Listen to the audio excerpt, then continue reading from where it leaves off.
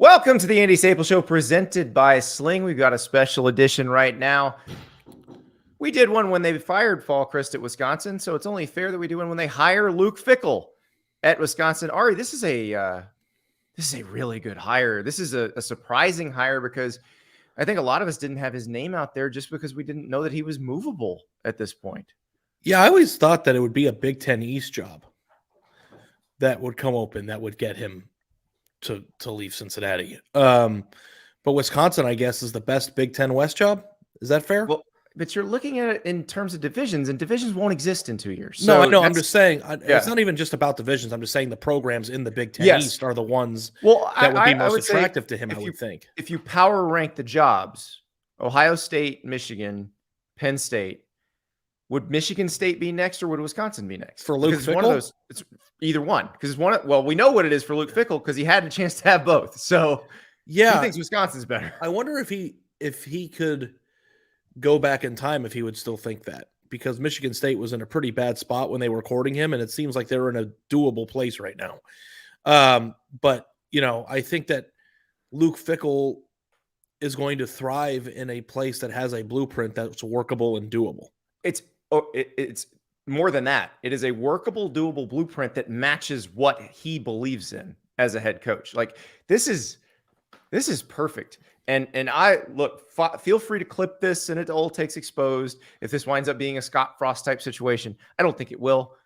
This is perfect right here because the way he likes to play, the way he likes to build his team already matches what they want to do. He's already shown you at the group of 5 level that he can out-recruit his school's place in the recruiting universe. All of a sudden, perhaps he can make Wisconsin on par with, say, Penn State in terms of talent acquisition, maybe with Michigan in terms of talent acquisition. Well, that's what I was going to ask you. Do you think that's possible? If they get their NIL stuff in order, anything's possible right now. That's the big key right here. We've talked about it with Matt Rule at Nebraska too.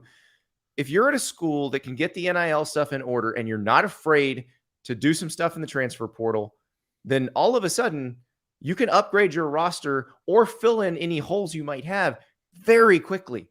And I think the thing about Wisconsin, and we talked about this when they fired Chris, they fired Chris before they let it go downhill too fast. Like they're still, if you were talking about in terms of buying a house, great bones there. Yeah. I'm just thinking about a Des Ridder type quarterback in a Wisconsin offense that's functional if they maintain their running identity and also play very good defense. That would be a very good team. And I thought that's kind of where we were headed when Graham Mertz went there, and that hasn't manifested yet, or it doesn't seem like it's going to. But yeah, I think Luke Fickell is a very, very qualified coach, and somebody who I think, if he would have stayed at Cincinnati, he might have had his pick of the litter next year too. Yes. So the question I have, 2 questions, and this is a live YouTube show. We're allowed to, ramp people up, but absolutely. Is it prudent for him when there could be an opening at Ohio State sooner than people think?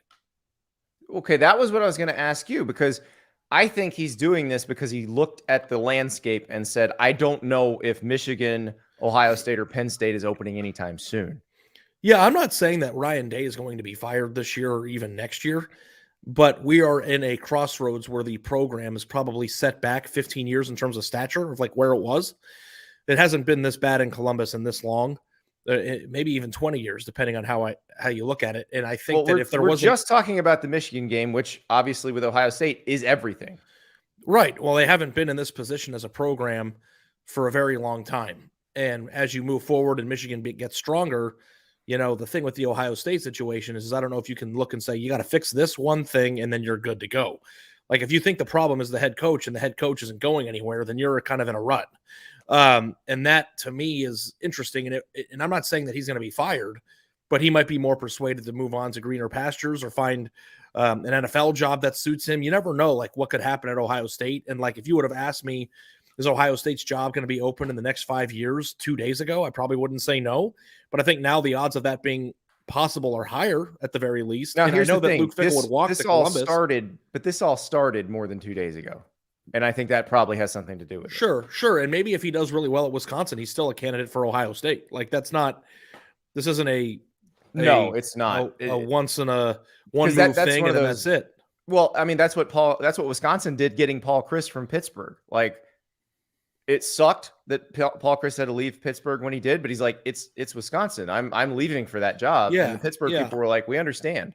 So And I assume that Luke Fickell would hitchhike with his large family to Columbus if that job ever came knocking. So, why not take the Wisconsin job? You've got no rush because, whatever happens with Ryan Day, maybe Ryan Day is the head coach there for 20 more years. You don't know how it's going to pan out, mhm.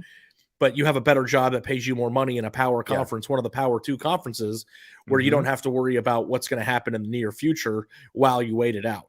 But also, so Martin on our live chat likes, the expanded recruiting staff at Michigan State, which also includes someone they took from Wisconsin. And so hopefully this move means Wisconsin is ready to expand the recruiting department. I'm guessing Luke Fickell demanded that. Here's the thing you got to remember. Luke Fickell was at Ohio State and helped Urban Meyer build the monster that ruled the Big Ten. I cannot imagine that he would take that job without an understanding that that's going to happen. Oh, yeah. I think that, Martin's comment that means exactly what you think it means. Like the infrastructure, the resources, the assistance, and all that Big Ten money that's coming in is going to have to be put into good use. And I think that this could be, Andy, we talked about the manifestation of the Power 2 and what these is going to mean for the programs. Like this could be the first program that starts transforming into something that is even greater than it was at its previous ceiling as a result of the money and the vision that these programs are having. This is what happened in the SEC in the early 2000s. This is because Florida's ruling the conference, and then LSU gets Saban, and he sort of lays out a blueprint. Auburn figures out, if we steal Ole Miss's coach, then we got a chance to do some stuff. And it just ramped up from there, and it got very ridiculous, but it also resulted in a lot of national titles. The Big Ten has every opportunity to do this, and I think now you're looking at this. Matt Rule's in the league. They're paying a pretty penny to have Matt Rule in the league at Nebraska. Luke Fickell's in the league now. It's going to get very expensive to hire a coach in the Big Ten, and it's going to get to where the names are, probably in about 3-4 years where we're like, this is a murderer's row. And that's because they'll be able to pay the most. Yeah. Now the thing that that I would question here, Andy, is if Ohio State isn't the only one that can transcend the geography or the geographical challenges that a lot of the teams in the Big Ten face, because you're going to infuse money into it. National recruiting is a more mainstream thing, but this Wisconsin move is the first Big Ten well, actually, maybe not the first. Michigan State with Mel Tucker, Michigan State they offered him, where you're starting to see a complete financial buy-in to the acceleration of the football program in a meaningful way. So if Wisconsin does this and, Michigan State does this, Michigan's in a pretty good situation. Ohio State's always going to have the money to do it. Penn State offered their coach a $75 million 10-year deal, right? Yeah. Like you're starting to see the financial investment in these programs to make football a priority in a way that we hadn't seen before. Now when Indiana becomes South Carolina, that's going to be that's the thing. Really like, Purdue's playing in the Big Ten championship game on Saturday, and I'm wondering, is Purdue going to back up the Brinks truck for Brom, or are they going to be able to go hire somebody that would be a higher up? It's not the right way to say it. A more meaningful hire. I was saying, I think Brom is pretty good, and Brom's one that's going to be, if he keeps doing this, will be mentioned for bigger jobs within the Big Ten and possibly in the SEC. And again, this is what we talked about. Like Purdue, Minnesota, at this point, you shouldn't be outspent by Big 12 schools or Pac-12 schools or ACC schools. Like you can just money, Yeah, what are we talking about? Nebraska with Matt Rule yesterday. Like that's another one. Like all these coaches are coming in. It's like last year when you look at football in general with Lincoln Riley to USC and Mario Cristobal to Miami and Billy Napier to Florida and all these hires that were made. Brian Kelly to LSU, all the hires. I mean, those were foundation shaking hires potentially. Yes. And you already have a potential Pac-12 team in the playoff now as a result of those hires. And it's just like, good on Wisconsin for not just settling for the guy who was in the program. I'm saying that Jim Leonard wouldn't have been a good hire, wouldn't have been good at his job. But this is a much more proven commodity. This is like absolutely a much more proven we're not commodity. settling. We're going to go pay probably more than we would have had to keep Leonard in the fold. Go get somebody that has worked and grew up in the biggest powerhouse of the conference and expect. I mean, he took Cincinnati to the playoff. Yes. Like if you could take Cincinnati think to the about playoff, how hard that is. You know, like we're a year removed from it now, but like you're going to get a playoff coach. And like, I don't know, like Luke Fickell, I was there when he was the interim head coach at Ohio State and it didn't go well. And I don't know if that's his fault. Probably not, because it was such a dumpster fire with everything that happened after Tatgate and all that. But like he has grown up tremendously as a coach in the 10 years, 15 years since that's happened. And I talked to him about that. You can actually go back and listen. I think it was one of the last episodes we did before the pandemic where I interview Luke Fickell, and he explains that he did not want to be a head coach after that Ohio State interim experience. Like it took Mark D'Antonio essentially talking him into trying to get a head coaching job 5 years later because he wasn't going to do it. And Mark D'Antonio was like, you could be a great head coach. You need to try. And he's like, okay, fine, I'll try it. But I think that how do we want to view this hire? Like, it's not quite Lincoln Riley, but I feel like it's every bit as big as some of the ones that happened last year. If I gave you a list of all the potential head coaches out there that aren't already in the Big Ten, who would you think would be the best Big Ten head coach out of all of them? I think it might be Luke Fickell. I think that might be the answer to that question. Can you ask it again? I didn't get it. All of the head coaches not currently in the Big Ten. Oh. Who would be the best Big Ten head coach? You're going to kill me for saying this, but maybe Dave Aranda too? I think Luke Fickell has a better pedigree than Dave Aranda. Say it this way. Only one coach in last year's major blow-up carousel won a playoff game. Right? No, did it? No, none of them won a playoff game. Been to the playoff, there was two. Lincoln Riley and Brian Kelly. And now you're adding this guy won a play or made it to the playoff. He would have been a top 3 hire in last year's cycle. Now, the thing that I'm very curious about with Luke Fickell, and the thing that he's done very well is he knows the first name of every coach, assistant or not, in the state of Ohio. He's done a tremendous job and was at Ohio State when he was an assistant there, tremendously good at uncovering really hidden gems in the dirt that were really good players in college. Yeah, the Darren Lee story, everybody knows that. Everyone knows that one. You know, he took a 3-star quarterback and turned him into a first-round outside linebacker.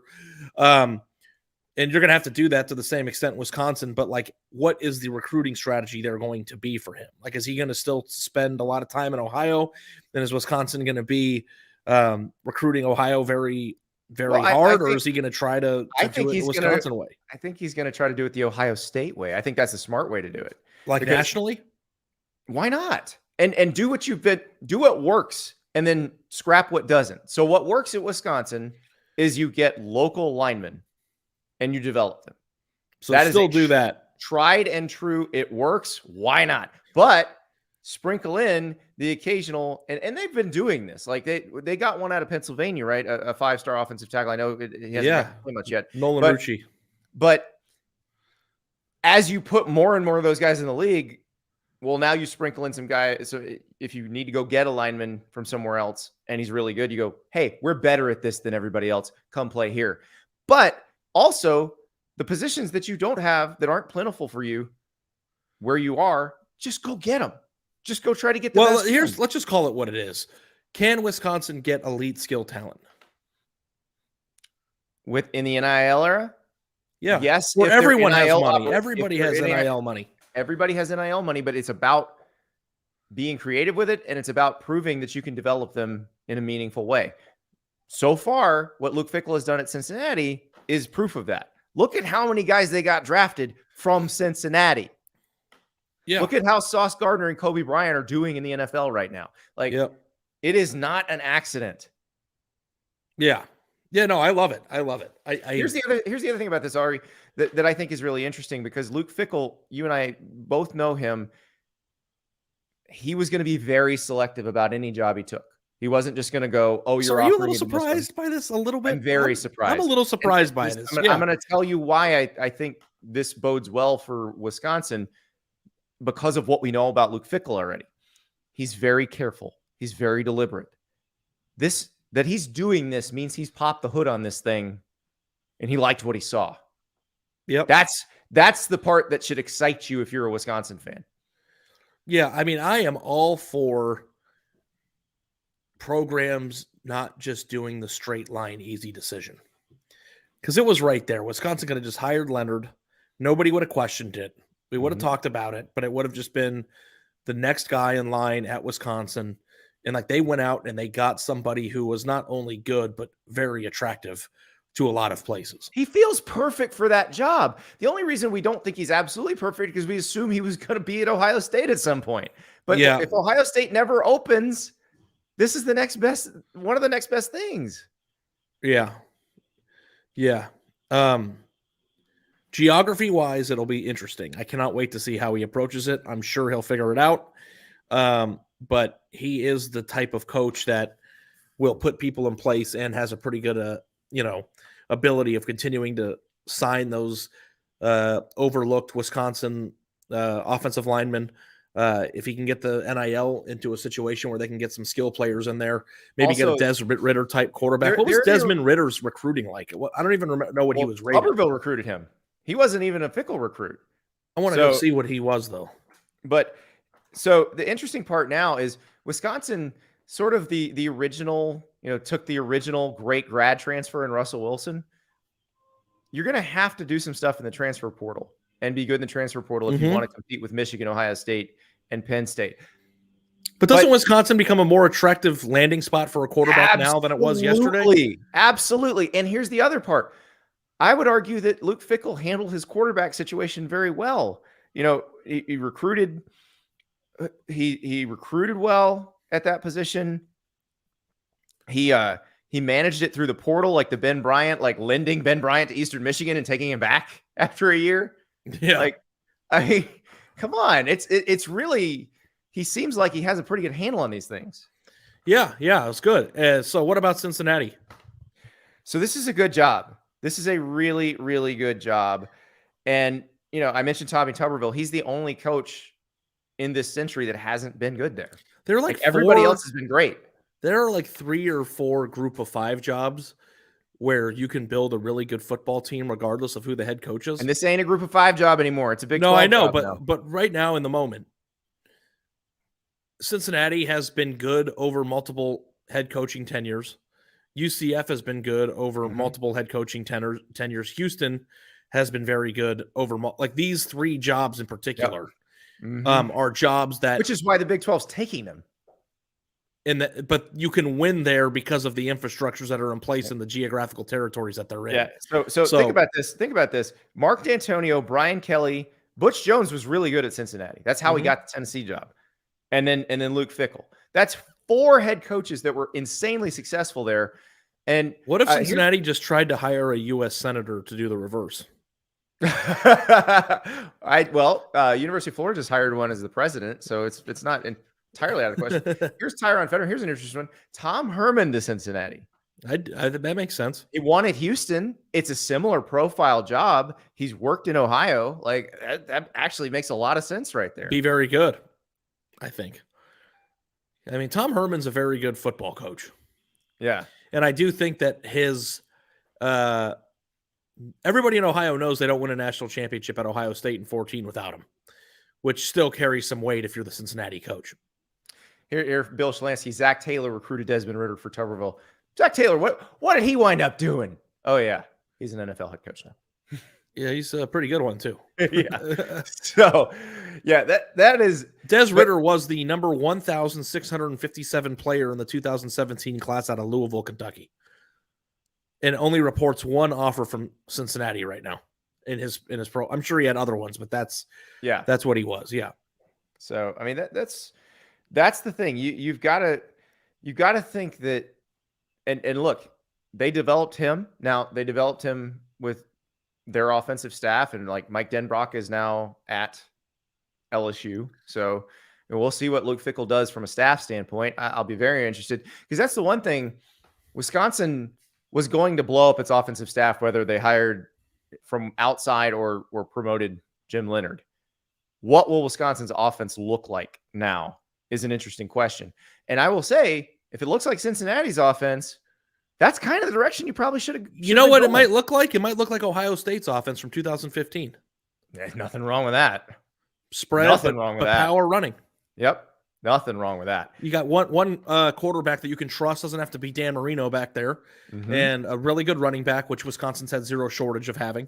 Yep. And you get one stud receiver from somewhere. I don't know if it's the portal or what, but you have yourself and two good tight ends. Games. If you have two, you could really recruit tight ends to that. In Wisconsin, it's probably not going to have a hard time finding those. So, I'm telling you, I hate this when I do this, because I know it's going to blow up in my face half the time. Like I try not to get excited about hires because any number of things can go wrong.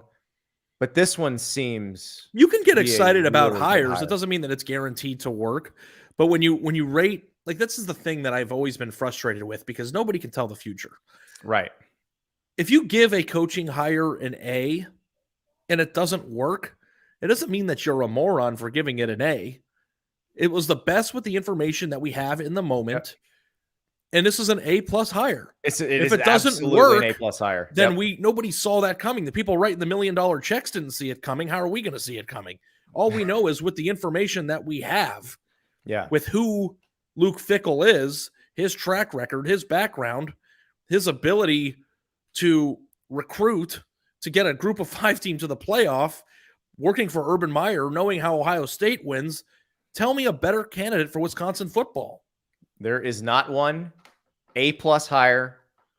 Clip it. Save the clip. It doesn't matter. Takes exposed. I don't think you're going to need it, though. I think he's going to be really good. Get excited, Badgers. It's not a take. It's not a take. Good hire. Yeah, it's just a fact. Yeah. Yep. All right, guys, get excited, Wisconsin fans. This is the most interesting hire of the cycle so far. But hey, the day is young. We'll talk to you later.